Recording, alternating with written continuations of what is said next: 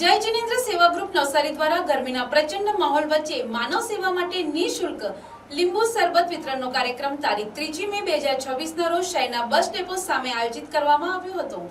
આ સેવા કાર્યમાં નવસારીની જાહેર જનતાએ ઉત્સાહપૂર્વક ભાગ લીધો હતો અને મોટી સંખ્યામાં લોકોએ ઠંડકભર્યા લીંબુ શરબતનો લાભ લીધો હતો।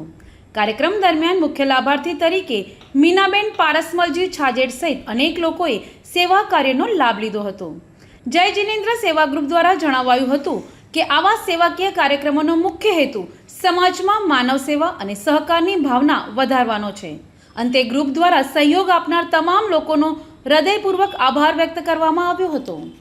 જય જિનેન્દ્ર સેવા ગ્રુપ નવસારી દ્વારા આયોજિત નિઃશુલ્ક લીંબુ શરબતનું વિતરણ તારીખ 3/5/2026 રોજ બસ ડેપોની સામે આજે નવસારીની જાહેર જનતાએ અમને સારો સહયોગ આપ્યો અને લીંબુ શરબતનો લાભ આપ્યો।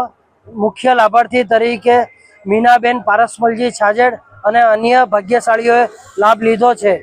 તો જય જિનેન્દ્ર સેવા ગ્રુપ આપ સર્વનો ખૂબ ખૂબ આભાર વ્યક્ત કરે છે। જય જિનેન્દ્ર, પ્રણામ।